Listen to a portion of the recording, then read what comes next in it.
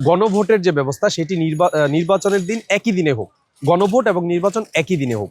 কিন্তু আমরা দেখছি কিছু নির্দিষ্ট দল বাংলাদেশের বর্তমান পরিস্থিতিকে অস্থিতিশীল করার লক্ষ্যে এবং গণতান্ত্রিক পরিবেশকে যাতে পরিবেশ খুব সহজে আসতে না পারে সেই পথকে বিঘ্ন ঘটানোর জন্যই তারা কিন্তু বলছে যে না, তারা নভেম্বরের মধ্যেই গণভোট চায়। তো আমরা জাতীয়তাবাদী ছাত্রদলের পক্ষ থেকে বারবারই বলে আসছি যে আমরাও চাই এই যে এই সংস্কার প্রস্তাবনার উপর গণভোট হোক, কিন্তু সেটি এবং জাতীয় নির্বাচন একই দিনে ফেব্রুয়ারিতেই হোক। আর আমরা না বলছি যে জাতীয় নির্বাচনের আগে কোনো গণভোট বাংলাদেশে হবে না, এবং জাতীয় নির্বাচনের আগে একটি গণভোট অনুষ্ঠানের মাধ্যমে বাংলাদেশের যে অর্থনৈতিক ক্ষতি সাধন হবে সেটি আসলে কে দেখবে। আমরা যেটি দুটি অনুষ্ঠান যদি একই খরচে করতে পারি তাহলে তার জন্য আমরা কেন দুটি অনুষ্ঠান করতে যাব, সেই জায়গা থেকে আমরা আসলে না বলেছি।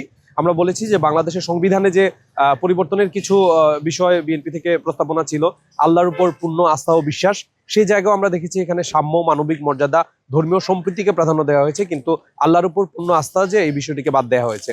আমরা আরো জায়গায় দেখেছি যে জুলাই সনদ যেটি বাস্তবায়ন হবে সেই বাস্তবায়িত সনদকে পরিবর্তিত যাতে না হয় এই বিষয়ে বিএনপি মতামত দিয়েছে, কিন্তু একটি অংশ সেটি পরিবর্তনের পক্ষেও কথা বলছে। তো আমরা সব মিলেই আমরা বলছি এই জুলাই সনদ অবশ্যই বাস্তবায়িত হবে এবং সেটি কখনোই জাতীয় নির্বাচনের আগে না।